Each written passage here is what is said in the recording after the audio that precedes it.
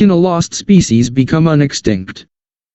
In the 1993 film, Jurassic Park, dinosaurs are cloned back to life after their DNA is found intact within the bellies of ancient mosquitoes preserved in amber. While the science of cloning is still in its infancy, many scientists believe it's only a matter of time before extinct animals again walk the earth. To successfully clone an extinct animal, scientists need to find animal DNA that is almost entirely intact. Some species have substantial potential as candidates because of the availability of what is called ancient DNA, or genetic material from fossils or artifacts. For instance, recently extinct animals, museum specimens, and species preserved in permafrost during the last ice age provide ancient DNA. That leaves tackling whether undertaking revivifying or resurrecting an extinct species is sensible, ethical, safe, and affordable. Because of the sheer amount of time that has passed, dinosaurs are unlikely candidates. A real-life Jurassic Park is probably best reserved for the imagination, but a real-life Pleistocene Park? Well, that's another story. Here's our list of 14 extinct animals considered for de-extinction through cloning. Number 1 is woolly mammoth. Woolly mammoths seem like an excellent choice for de-extinction. Many woolly mammoth specimens remain in the permafrost of Siberia. Paleogeneticists, scientists who study preserved genetic material, have sequenced the woolly mammoth genome. 1. The research into the genome, as well as preserved genetic material, has led to work around either creating a woolly mammoth through cloning or through editing the genome of the closest living relative, the Asian elephant. 2. In a first step toward resurrecting the mammoth, researchers from Russia and South Korea are working to bring back another extinct animal, the Lena horse, using cells from a 40,000-year-old foal foal in Siberia. Despite all the enthusiasm some scientists and many non-scientists have for de-extinction of this species, ethical concerns exist. Woolly mammoths were social animals that lived in herds. Attempts at bringing woolly mammoths back from extinction may fail many times before a viable mammoth is born. If using an Asian elephant as a surrogate carrier of the mammoth, the elephant's 22-month gestational period eliminates the possibility of the elephant carrying an offspring to continue the endangered elephant species. 3. Success in creating a woolly mammoth leaves the problem of what sort of life awaits the animal lab animal, zoo animal, or resident of Pleistocene Park, an attempt at restoring a steppe ecosystem in Russia. Number 2 is Tasmanian tiger. The Tasmanian tiger, or thylacine, was a remarkable animal native to Australia and the largest known carnivorous marsupial of modern times. The animals went extinct as recently as the 1930s, mainly due to climate change, bounty hunting, and a lack of genetic diversity. Because they went extinct so recently, specimens of the animal remain intact, preserved in collection jars. Some taxidermy-mounted thylacines in museums may also still retain DNA. Many people of Australia support the de-extinction, and the animal's natural habitat still exists. Some of the animal's genes have already been successfully expressed in a mouse fetus after the scientists inserted the thylacine genes into the mouse's genome. 6 The major project, funded through the Australian Museum, to clone the thylacine, ended after scientists failed to obtain enough DNA to create a DNA library for the species. Number 3 is Pyrenean ibex. Still think cloning extinct animals is impossible? Technically, it's already been done. The Pyrenean ibex, or bucardo, recently became the first extinct animal to ever become unextinct at least, for 7 minutes. 8. The cloned fetus, which contained reanimated DNA from the last known living Pyrenean ibex, was successfully brought to term after being implanted in the womb of a living domestic goat.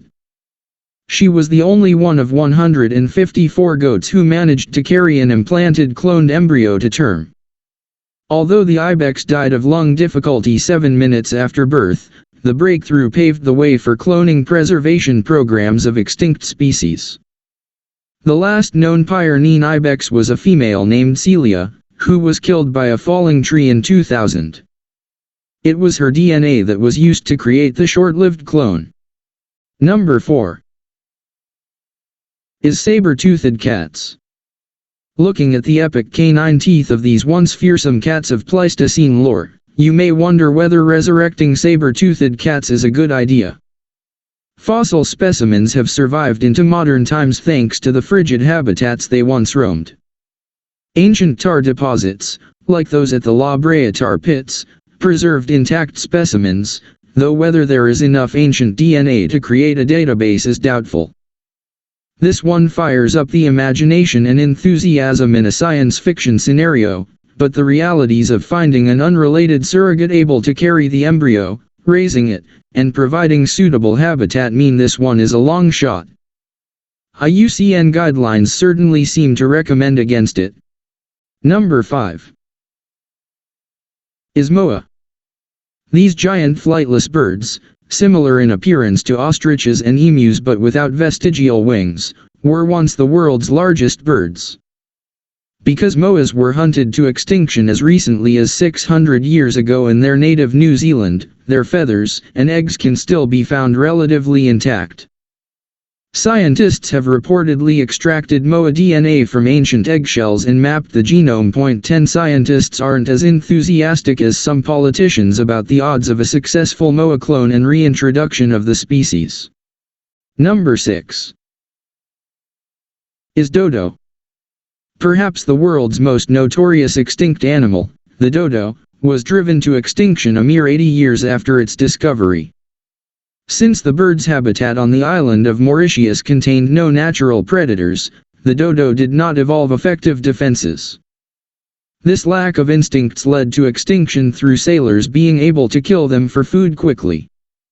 Invasive species introduced from the sailors' ships ate the vegetation that formed the diet of the dodo, as well as the dodo eggs, creating the primary factor causing their extinction.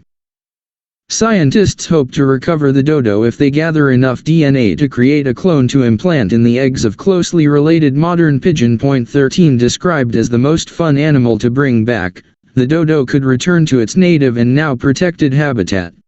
Number 7 is ground sloth. Looking at the fossil remains or model of this ancient creature and you might believe you're looking at a giant bear. These enormous animals were ground sloths, most closely related to the slumbering, modern-day three-toed sloth. They make the de-extinction list because giant ground sloths still walked the earth 8,000 years ago, at the dawn of human civilization. DNA samples have already been extracted from intact hair remains. Because the only surviving relatives of the ground sloth are tiny by comparison, finding a surrogate mother is impossible. But it may someday be possible to develop a fetus in an artificial womb. Number 8 is Carolina parakeet. Once the only parrot species native to the United States, the Carolina parakeet was tragically driven to extinction after being hunted for its feathers, which were popular in ladies' hats. The last known specimen died in 1918. Because mounted birds, remnant feathers, and eggshells remain in circulation and museums, DNA extraction and cloning of the species could soon become a possibility. Virginia Tech has a project underway to implant a Carolina parakeet genome into the egg of a relative, the Yandaya parakeet. In the bird's favor, there's enough suitable climate for the bird to inhabit, but that raises the risk that the bird could become an invasive species. Number 9 is woolly rhinoceros. The woolly mammoth wasn't the only massive hairy creature on the chilly Pleistocene tundra. The woolly rhinoceros also stomped through the Arctic snow as recently as 10,000 years ago. The animal also appears frequently in ancient cave art, such as at Chauvet-Pont d'Arc cave in France.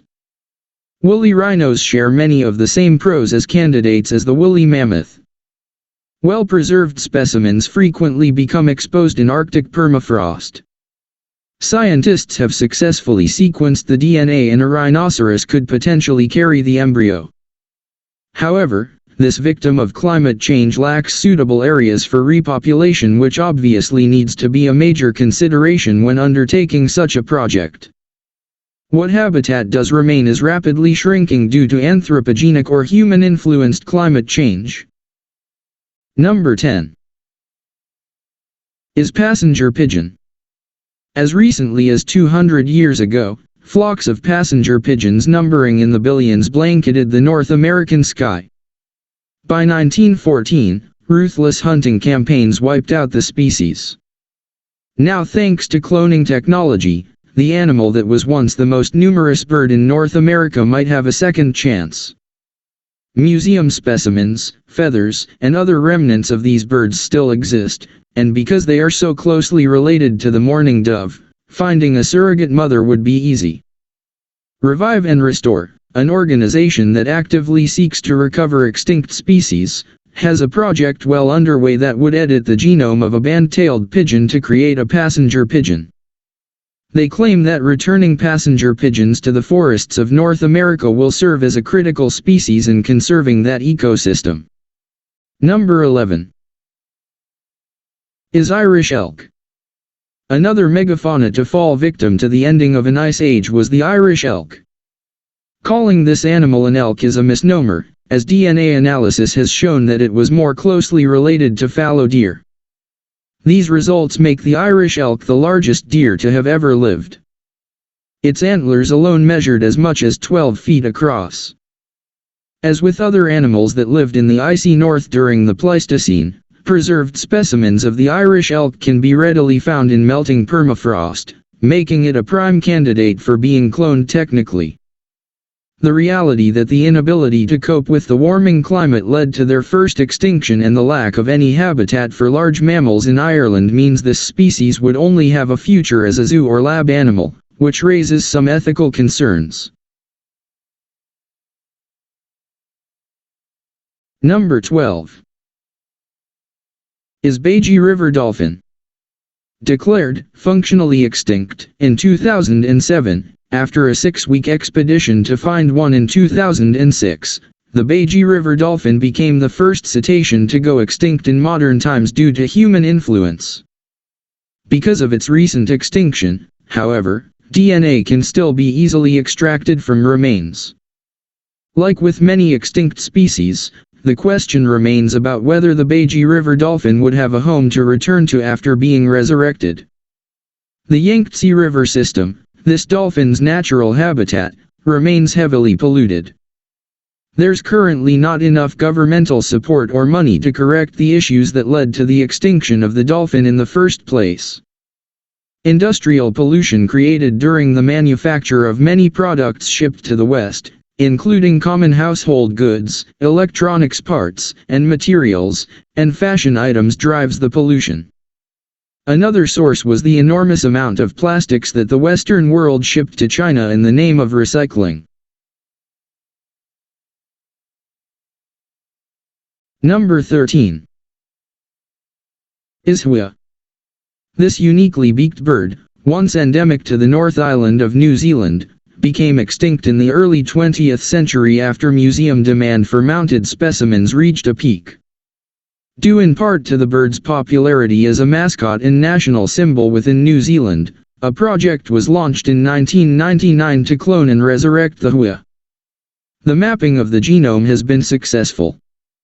Sadly, the South Island kakako, the species most closely related to the huia, may have already joined the huia in extinction. The other closely related species, the North Island kakako, which is currently listed as near threatened by the IUCN, also faces eradication due to introduced invasive species in its ecosystem. Efforts to bring back the huia may end up using money that effectively preserves extant species instead. The last number 14 is Neanderthal. The Neanderthal is perhaps the most controversial species eligible for cloning, primarily due to logistics. The surrogate species would be us. A Neanderthal clone would also probably be most viable. Scientists have already completed a rough draft of the Neanderthal genome, for instance. As the most recently extinct member of the Homo genus, Neanderthals are widely considered a subspecies of modern humans. The question is not so much, could we do this? But should we? The ethical considerations seem to outweigh the technical in the case of Neanderthals. A United Nations declaration and many countries ban the cloning of humans. Cloning Neanderthals is controversial, but it could also be illuminating. It also could strengthen the human genome by adding hybrid vigor to the species when humans and Neanderthal peoples mate and create offspring. The ethics of having human surrogates carry the engineered Neanderthal bear examining. Early experiments may result in stillbirths or defects incompatible with life. If successful, there's no way to know whether the child would have immunity to modern bacteria and viruses. If cloning were to take place, considerations of whether sports would allow the stronger Neanderthal to take part, whether the resulting children would find peers among human children. Subscribe for more stories.